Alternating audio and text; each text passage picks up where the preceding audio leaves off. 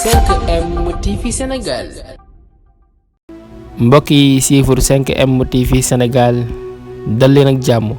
ndeysaan lii daw na yaram lool xale yi nga xam ne ñoo ngi sa daara ja di jàng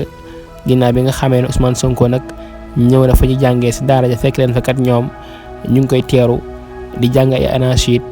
di jàng loo xam ne lu neex la di ko jëmale ci ki nga xam ne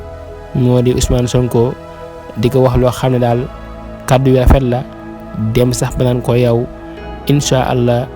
2024 yow yaa jiite réew mi loolee nag ay xale yu ndaw taxaw di ko way di ko jëmale ci ki nga xam ne moo di Ousmane Sonko ginnaaw ab nemmeeku tur boo xam ne mi ngi koy amal ci Sénégal moom mii di Ousmane Sonko daal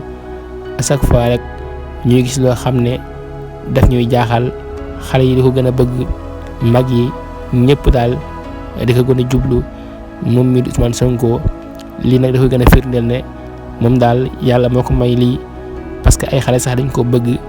dem sax ba yéene ko mu nekk président moom mii di Ousmane Sonko mësuñoo gis benn politicien boo xam ne am na lii mu am loolee nag yàlla moo ko may ki nga xam ne moo di Ousmane Sonko mayuk yàlla la koo xam ne gone yi dañ koo bëgg mag yi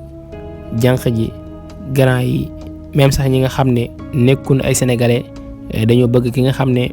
moo di Ousmane Sonko moom mi daal gone yi bëgg nañ daal mu nekk président 2024 xale yi daal bëgg nañ ko moom mii di Ousmane Sonko. voilà kon mbokk yi jox leen dig daje beneen incha allah ci 5M TV Sénégal jaa ngeen jëf ci ànd beeg 5M TV Sénégal. 5M TV Sénégal.